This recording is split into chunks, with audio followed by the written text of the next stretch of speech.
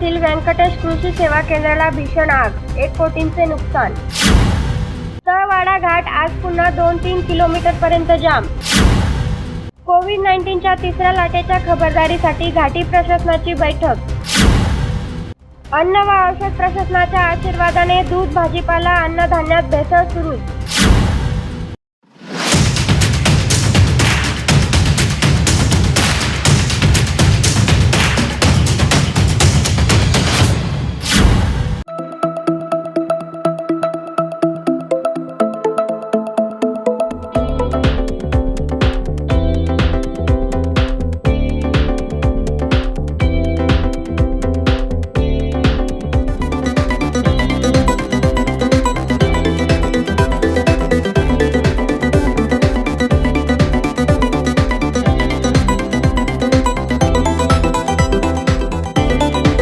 नमस्कार, मी राहीन शेख। दुपारच्या एडीएन बातमीपत्रात आपलं स्वागत। एक नजर टाकूयात आजच्या ठळक घडामोडींवर।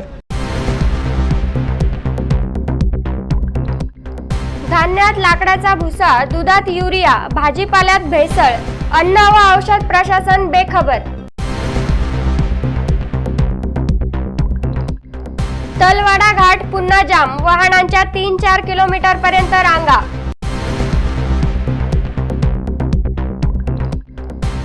शिऊर बंगला येथील व्यंकटेश कृषी केंद्राला भीषण आग, 1 कोटी रुपयांचे नुकसान। आता पाहूयात सविस्तर बातम्या। धान्यात लाकडाचा भुसा, दुधात युरिया पावडर, भाजीपाल्यातही भेसळ, परंतु अन्न व औषध प्रशासनाला नाही याची खबर।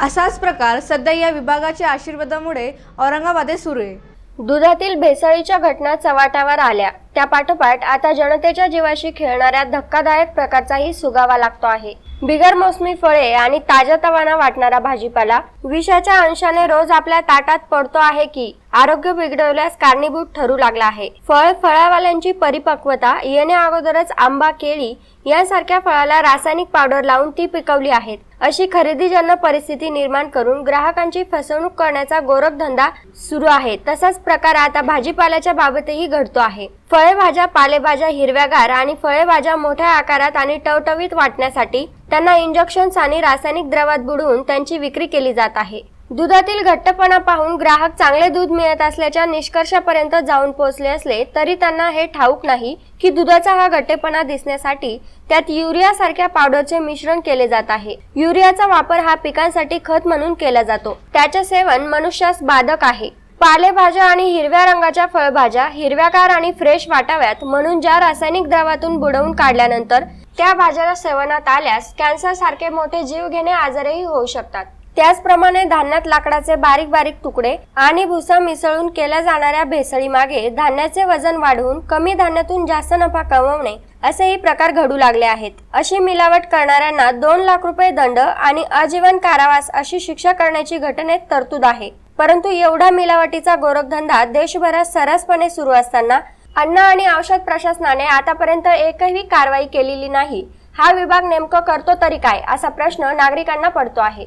कोरोनाची तिसरी लाट येणार हे गृहीत धरून घाटीचे अधिष्ठाता डॉक्टर कानळ येळीकर यांनी पूर्वतयारी आणि खबरदारीसाठी आज महत्त्वाची बैठक घेतली।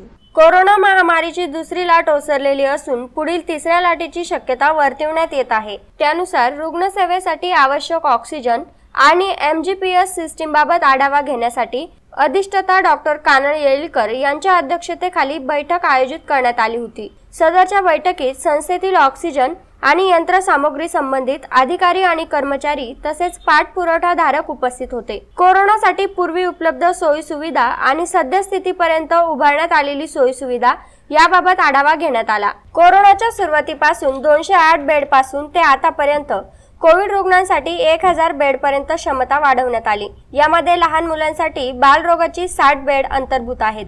संस्थेची ऑक्सिजन क्षमता 10 KL वरून वाढ करून 53 KL इतकी करण्यात आलेली असून जम्बो ऑक्सिजन सिलेंडरची संख्या 500 वरून 1600 पर्यंत करण्यात आली आहे।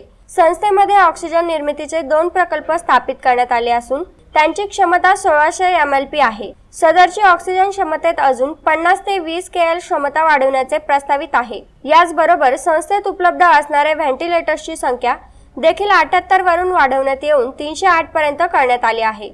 कोरोना महामारीच्या सुरुवातीस कोरोना टेस्ट सॅम्पल तपासणीकरिता पुणे येथे पाठवण्यात येत होते, परंतु नंतर या संस्थेत VRDL लॅब सुरू करण्यात आलेली असून सदरच्या लॅबची आताची क्षमता 2000 सॅम्पल प्रतिदिवस आहे। संस्थेत एकूण 15,000पेक्षा जास्त कोविड आजाराने अतिगंभीर स्वरूपातील रुग्णांवर उपचार करण्यात आले आहे। ऑक्सिजन पुरवठाधारक सागर गॅसेस यांनी कोरोना उच्चांक गाठला असता ऑक्सिजनचा पुरवठा अविरत ठेवण्याबाबत तसेच जहागीरदार यांनी कोविडमध्ये ऑक्सिजन पाईपलाईन वेळेवर केल्याने कोविड रुग्णांना रुग्णसेवा देण्यात मदत मिळाली। या कारणाने अधिष्ठाता यांनी त्यांचे आभार मानले। कोविडच्या तिसऱ्या लाटेकरिता सर्व विभाग प्रमुखांनी आपापल्या विभागातील पूर्वतयारी करावी आणि रुग्णांना उत्तमोत्तम सेवा देण्याचा प्रयत्न करावा, असे डॉक्टर अधिष्ठाता कानन येळीकर यांनी सर्वांना आदेशित केले।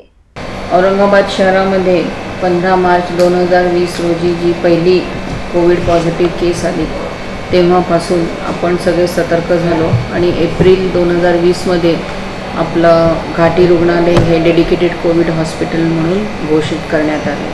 सुरुवातीला आपण केवळ 25 ऑक्सिजन बेड्सवर तयारी केली आणि त्यानंतर 208 झाले आणि जून 2020मध्ये एवढे केसेस वाढत गेल्या की आपण 208च्या ऐवजी 450 खाटा आपण उपलब्ध केल्या आणि ह्यामध्ये आपण सुपर स्पेशालिटी बिल्डिंग जी 256 खाटांची आहे ती कार्यान्वित केली। संपूर्ण हे ऑक्सिजन बेड्स आहेत।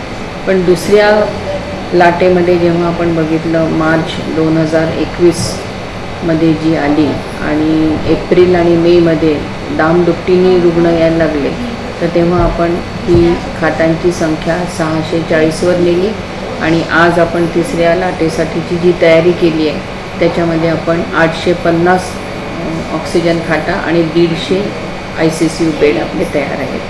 त्याबरोबरच व्हेंटिलेटर्सची वाढ केलेली आहे, मॉनिटर्सची वाढ आहे, ICU बेड्सची वाढ झालेली आहे आणि ऑक्सिजन जे आपल्या परिसरामध्ये आधी होतं 10 KL होतं तिथून उचलून आता आपण वाढवत 56 KLपर्यंत आलो आहे आणि भविष्यामध्ये 70 KLचे आपण प्रस्तावित केलेले आहेत आणि जर हे 70 KLच्या टँक्स आपल्या इथे लागल्या तर जवळजवळ 126 आपल्या ह्या घाटी रुग्णालयामध्ये ऑक्सिजन आपल्याला उपलब्ध होईल।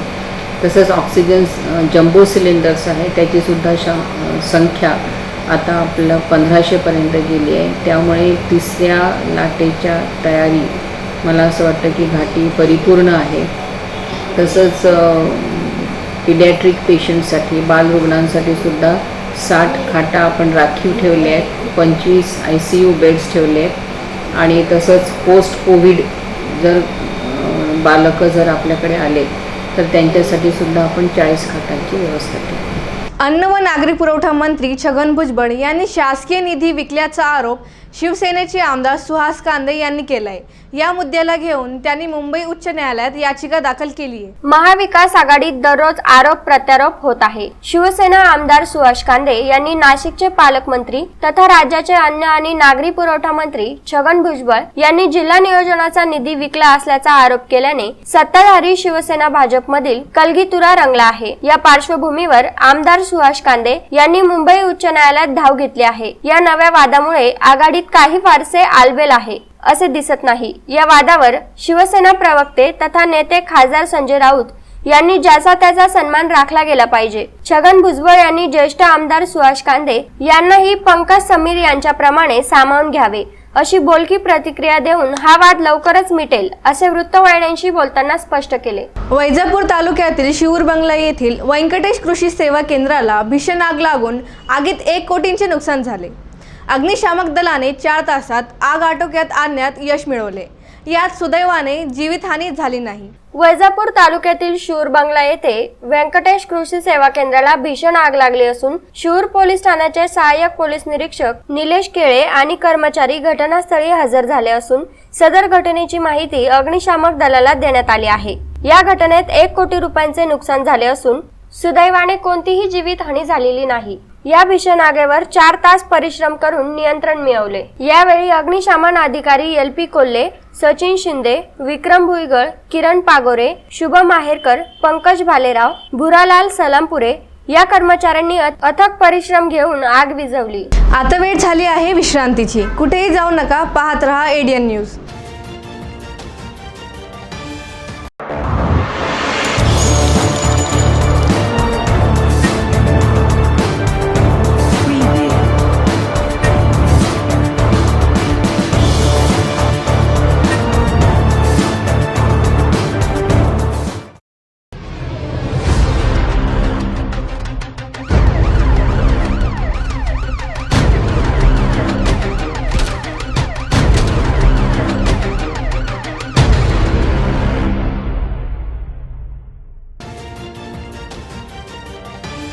विश्रांतीनंतर आपले पुन्हा एकदा स्वागत।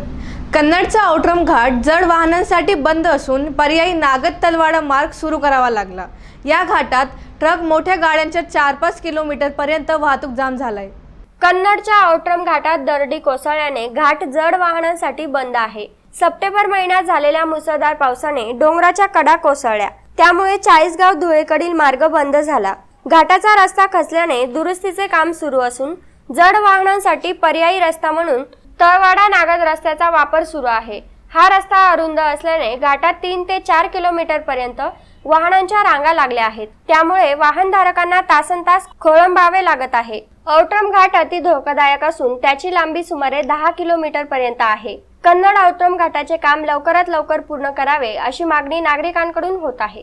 स्थानिक स्वराज्य संस्थांच्या 2022 मध्ये होणाऱ्या निवडणुकांसाठी इच्छुक उमेदवारांनी जात वैधता प्रमाणपत्र वेळीच प्राप्त करून घ्यावे, असे आवाहन राज्याचे निवडणूक आयुक्त UPS मदान यांनी केले। स्थानिक स्वराज्य संस्थेच्या 2022 मध्ये होणाऱ्या निवडणुका राखीव जागांवर लढवू इच्छिणाऱ्या उमेदवारांनी ऐनवेळी होणारी धावपळ टाळण्यासाठी जात प्रमाणपत्रासह जात वैधता प्रमाणपत्र वेळीच प्राप्त करून घेणे आवश्यक आहे। त्यासाठी संबंधितांनी आतापासूनच वैयक्तिक स्तरावर पूर्तता करावी, असे आवाहन राज्य निवडणूक आयुक्त UPS मदान यांनी केले आहे। मदान यांनी सांगितले की राज्यभरातील महानगरपालिका, नगर परिषदा, नगरपंचायती, जिल्हा परिषदा, पंचायत समिती, ग्रामपंचायती या विविध स्थानिक स्वराज्य संस्थेच्या आगामी काळात मोठ्या प्रमाणावर निवडणुका होणार आहेत। संबंधित स्थानिक स्वराज्य संस्थेच्या वेगवेगळ्या कायद्यानुसार राखीव जागांवर निवडणूक लढवू इच्छिणाऱ्या उमेदवारांना नामनिर्देशन पत्रासोबत जात प्रमाणपत्र, जात वैधता प्रमाणपत्र सादर करणे बंधनकारक असते। त्यासाठी इच्छुक उमेदवारांनी प्रथमतः जात प्रमाणपत्र प्राप्त करून घ्यावे। त्यानंतर जात वैधता प्रमाणपत्रासाठी आवश्यक त्या कागदपत्रांच्या पूर्ततेसह जात पडताळणी समितीकडे अर्ज करावा। त्या दृष्टीने आतापासूनच संबंधितांनी तयारी करणे आवश्यक आहे, जेणेकरून नामनिर्देशन पत्र सादर करताना ऐनवेळी कोणाचीही धावपळ होणार नाही, अशी एकही इच्छुक उमेदवार जात वैधता प्रमाणपत्राअभावी निवडणूक लढवण्यापासून वंचित राहणार नाही। बेलगाव ते लासूर चौक रस्त्याच्या निकृष्ट कामावरून अभियंता आणि गुत्तेदार यांच्या विरुद्ध गुन्हे दाखल करावे, या मागणीसाठी भाजपच्या वतीने रास्ता रोको आंदोलन करण्यात आले। बेलगाव ते लासूर चौक या रस्त्याच्या निकृष्ट कामाची चौकशी करून संबंधित अभियंता आणि गुणवत्तेदार यांच्या विरुद्ध गुन्हे दाखल करण्यात यावे, या मागणीसाठी शिवराई तालुका वैजापूर येथे रस्ता रोको आंदोलन करण्यात आले। भाजपचे कार्यकर्ते तथा औरंगाबाद जिल्हा दूध संघाचे उपाध्यक्ष कचरू पाटील डीके यांच्या नेतृत्वाखाली झालेल्या रस्ता रोको आंदोलनात शिवराई, परसोडा, सवंतगाव, गोलवाडी, दहेगाव, रंजगाव, पालखेडा, लासूरगाव, तिडी, बेदवांडी या गावातील नागरिकांनी सहभाग घेतला। या संदर्भात उपविभागीय अधिकारी माणिक आहिरे यांना दिलेल्या निवेदनात म्हटले आहे की एप्रिलमध्ये बेलगाव ते लासूर रस्त्याच्या दुरुस्तीचे काम करण्यात आले। या रस्त्याच्या दुरुस्ती आणि डांबरीकरण कामावर सुमारे 32 कोटी रुपये खर्च दाखवण्यात आला आहे। मात्र हा रस्ता 2 महिन्यातच खराब झाला। या रस्त्यावर 5 ते 7 फूट खोल खड्डे पडले असून या मार्गावर अपघाताचे प्रमाण वाढले आहे। या रस्त्यावर अनेक अपघात होऊन त्यामध्ये प्रवाशांचा मृत्यू झाला आहे, तर अनेकांना कायमचे अपंगत्व आले आहे। या रस्त्याच्या दुरुस्तीच्या कामावर 32 कोटी रुपये एवढा मोठा खर्च करूनही रस्त्याची दुरावस्था झाली आहे। या प्रकरणी चौकशी करून संबंधित अभियंता आणि ठेकेदार यांच्या विरुद्ध गुन्हे दाखल करण्यात यावे, अशी मागणी निवेदनात करण्यात आली आहे। हे बातमीपत्र इथेच संपलं। आमचे सविस्तर बातमीपत्र पाहण्यासाठी रात्री 8:30 वाजता पहा ADN न्यूज।